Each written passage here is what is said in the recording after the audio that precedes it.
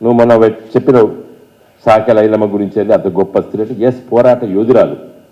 ఎవరు వ్యతిరేకంగా పోరాటింది ఆ రోజు? పెత్తందారుల వ్యతిరేకంగా, భూస్వాములకు వ్యతిరేకంగా, విష్ణు రామచంద్రారెడ్డికి వ్యతిరేకంగా పోరాటం చేసినట్టు గొప్ప వనిత చాకెల ఐలమ్మ గారు. That is different issue. నువ్వు ఒకదానికోదానికి మింగిల్ చేసి ఏది మాట్లాడుతున్నావు అర్థం కావడం లేదు. నా దృష్టిలో రేవంత్ రెడ్డి గారి పైన ఇన్ఫ్లుయెన్స్ తెలంగాణ చరిత్రను మరిపించడానికి చేసే కుట్రలో భాగంగా మీ పైన అలాంటి ఆలోచనలు సూచనలు చేస్తున్నట్టున్నారు. ఇలా ప్రైడ్ ఆఫ్ తెలంగాణ అంటే తెలంగాణ గడ్డ పైన నుండి దక్షిణ భారతదేశాన్ని పరిపాలించినటువంటి ఒక రాజవంశం ఉన్నది అనే చరిత్రలో మరిపించడానికి చేసే కుట్రలో నీకు బహుశా ఆ సలహా ఇచ్చి ఉండి ఉంటారు. కాబట్టి ప్లీజ్ రిజెక్ట్ ఇట్. అయితే చరిత్రకున్నటువంటి దానికును ఎంబ్లమ్స్కున్నటువంటి చరిత్ర మన భారతదేశం ప్రభుత్వం ఉన్నటువంటి 3 సింహాలు, అవి సారనాథ్ స్తూపం, అది ఎవరు? అశోక చక్రవర్తి అని ఎంపరర్ అనే సామాన్య రాజు కూడా కాదు, ఒక సామ్రాట్. మరి దాని చరిత్రను మరిపిస్తాను. అశోకుడు పరిపాలించింది ఈ దేశాన్ని ఒక 2000 సంవత్సరాల క్రితం. అది బీహార్లో సారనాథ్లో దొరికింది.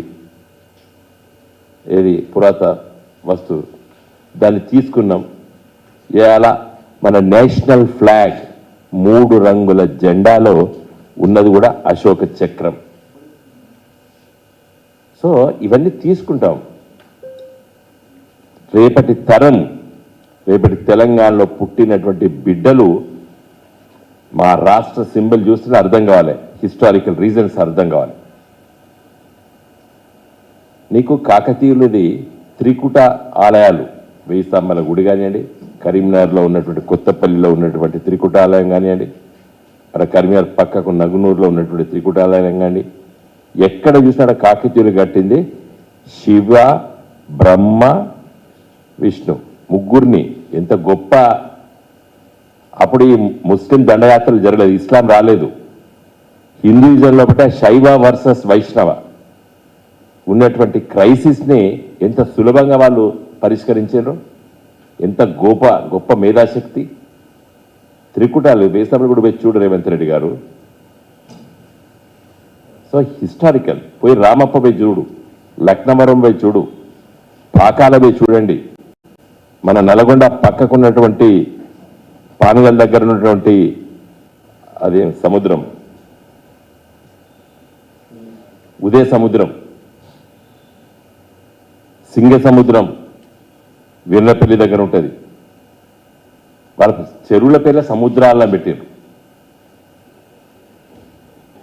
కాబట్టి అంత గొప్పగా నిర్మించారు వాళ్ళు. మళ్ళీ వాళ్ళు ఈనాటి సోకాళ్ళ అగ్రవర్ణాల కులాలకు సంబంధించిన వాళ్ళు కాదు వాళ్ళు. నువ్వు అది కూడా నిన్న మొన్న మాట్లాడినావు.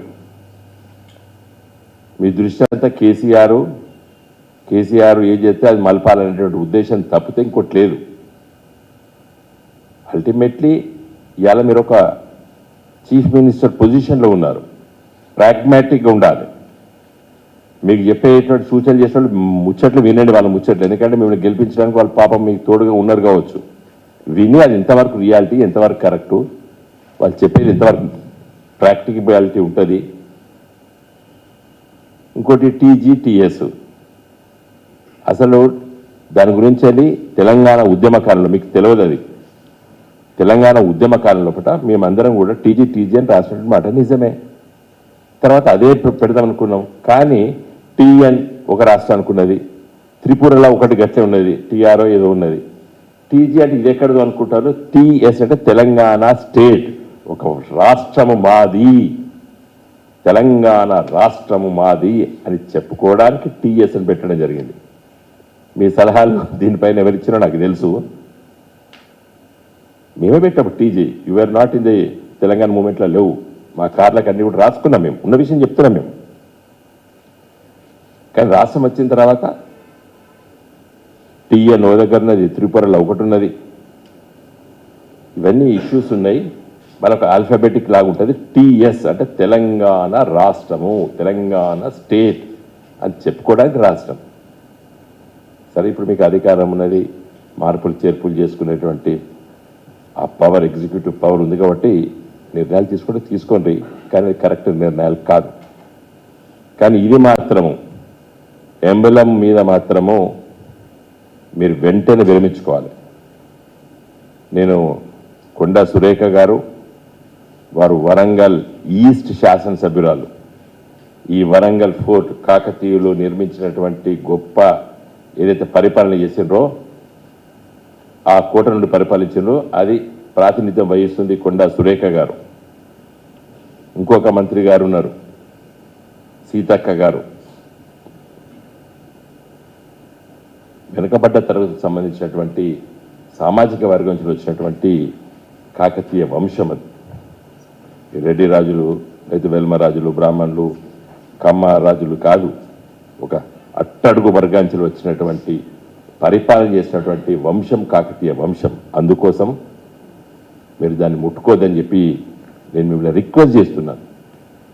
మీరు వినకపోతే డెఫినెట్గా we will make the people understand it. ప్రజల్ని, యువకుల్ని, హిస్టారియన్స్ని, హిస్టారికల్ పర్స్పెక్టివ్ ఉంది దీంట్లో, చరిత్ర ఉన్నది. నాకైతే అనుమానం ఉన్నది రేవంత్ రెడ్డి గారు మీ పైన, maybe you might be under the influence of Andhra leaders. ఎందుకంటే ఆ మేధావి వర్గం ఇప్పటికి తట్టుకుంటలేదు.